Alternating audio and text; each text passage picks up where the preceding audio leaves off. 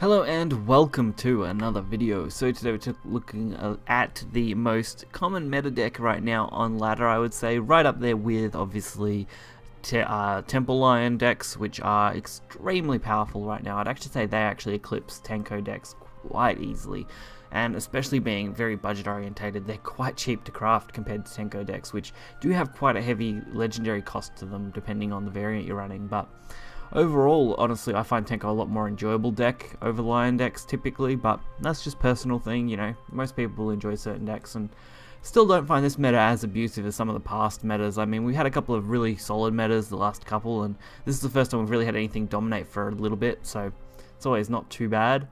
Last time something dominated this hard would not really be Wonderland. I would say Wonderland was extremely toxic, but I would say it's probably around the Tempest of the God and ROB era, where we had just one deck really dominate harder than others, and with a couple of nice variants. I mean, we've got Midrange Sword doing well, this deck's doing well, Lion's doing well, and I believe Sylvia Artifact Portal or Puppets, I can't remember which variant, was doing very well on top of the ladder as well, so not bad. But this deck in particular, of course, if anyone has checked out my previous Tenko video at the start of this expansion, not too much changed. It's basically just shifting some numbers and adding in stuff like Pegasus Dullahan to give you just that little bit extra, and obviously Purge and things like that. Heavenly Knight I found to be a great card, very useful for either finishing off a game or just giving you that extra advantage in the mirror matches. Of course, Father of Punishment's also a really good card if you want to put that in somewhere. It's just a matter of really fine-tuning numbers down to what you want. So if you do enjoy this, we're going to get right into it and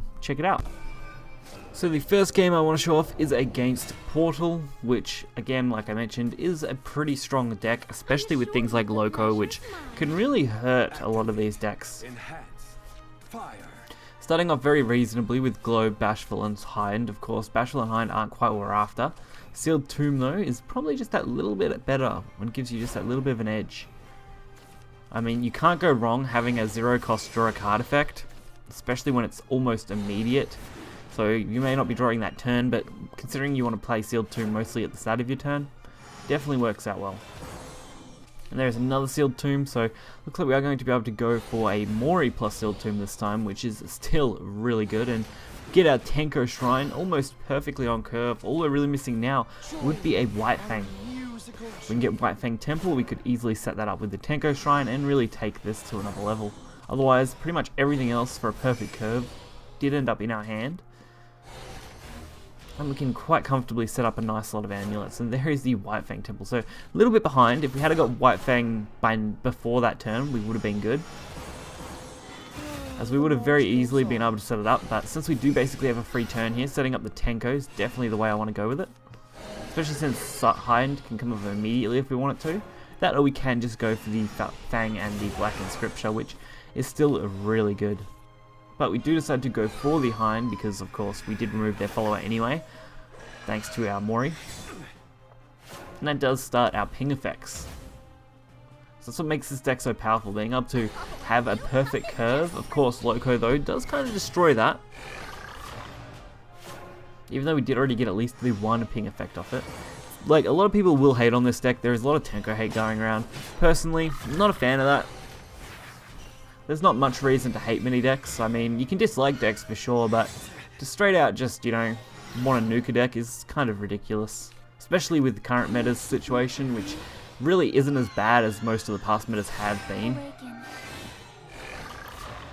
I would say this is probably the strongest deck we've had in the last 3 expansions, of course. But I still don't think it's as overbearing as a lot of the previous expansions have been before those.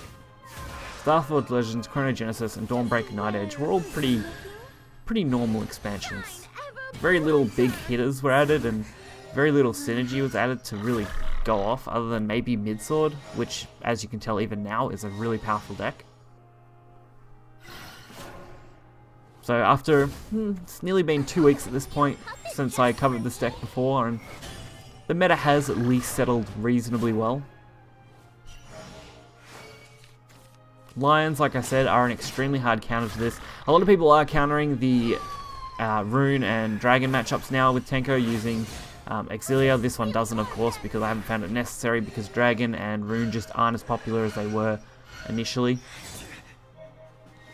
But we can pretty much curve this out nicely. I mean, at this point, we're getting as many pings as we need. No issues at all.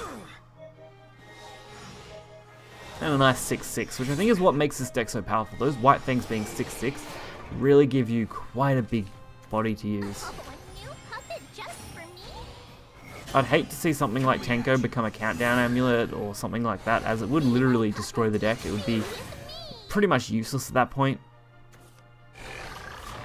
Even lowering the damage to 1 would make the card practically useless, unless you also lowered the cost down to say 3 or 2, if you're only going to make it a 1 damage ping, but it's a very difficult deck to balance, because no one card necessarily makes the deck overpowered. Even before this expansion launched, I was running Tenko pretty casually, because it was still such a good deck. So very easy, you get the perfect way to set up that lethal with Heavenly Knight, which is great. So, like I said, this deck pretty easy to play, but you do need to hit that curve. And the next match is against Shadow. Shadow's been rising up a bit with its reanimate setup. It's quite an expensive deck now, requiring 4 to 5 legendary cards, all at maxes of 3, or maybe even just 1 with 2, but it's still quite an expensive deck in my opinion. That does not make the deck overpowered by any means, it's just quite expensive. Again, we start off well with Globe. Globe is probably one of the best cards you can pull, but I mean, we also don't get the best setup straight after that. I mean, it would have been better to pull Sealed Tomb, but we'll take what we can get here. We do end up though with the White Fang for 3 and the Tenko on 4, so now all we need to do is get our 5 drop, and we should be sitting pretty comfortably. Of course, Bellinus, pretty normal. Again, we get our 6 drop, so now all we are missing is the 5, which we will have at least 2 draws thanks to our normal draw phase, plus our next draw. And we actually have 3 if you count the turn after for turn 5. So we have a pretty decent chance at pulling what we'd want. But not quite there. That's what this deck is good at, getting the cards you need by just purely draw power. You don't need to really do much else other than just try and draw every single card you can. Without, of course, overdraw. You want to try and avoid that at all costs. So, Lady Grey, Deathweaver.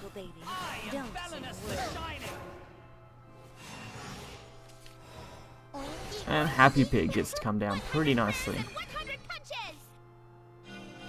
Which, with a Holy Water, is going to fit this pretty well. Of course, I do really want to hit the 3-1 now. That's probably the best target.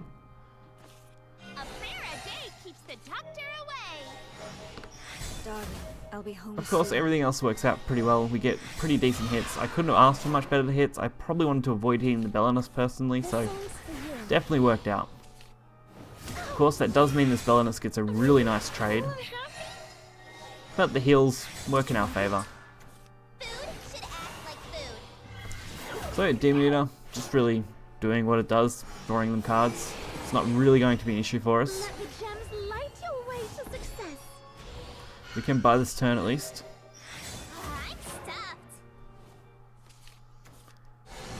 Corp's Lord of Woe. That's one of the few cards that can be quite irritating. But since we're already at a point where we've stabilized our board, we should be fine. A lot of decks are trying to run cards that remove Tenko, which obviously is quite common, but while there isn't a lot of great cards for something like Shadow, a lot of other classes do have really good cards that can remove it on curve really well. Forest being one of them, with Devil Flower, is actually a super effective card to remove Tenko Shrine. And very easy to set up as well. Of course, Spheric Blade is the most common because it is a neutral amulet removal, and it also has better matchups in other matchups, but I think there is plenty of amulet removal if people want to use it. There are also other ways to get around this. Like I said, Lion absolutely decimates Tenko Shrine, at least in most matches. So we get a chance at our White Fang Temple. I do decide to go for the Banishment instead of going for the Hind, which I don't know if that was entirely the right move, but at the time it felt like it was. So we're going to have plenty of heals here.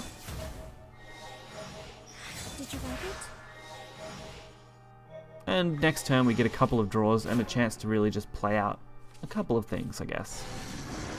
Well, we can't play no, we can play Followers? That's the wrong one, isn't it? I can't remember. Sometimes I forget what that book actually does. There's so many different books. Yes, this is a Summon the Holy Falcon one. So I did go for the Summon the Holy Falcon one. I don't think that was on purpose. I'm pretty sure that was actually an accident, thinking about it. Usually I don't do that unless I know I need it for lethal.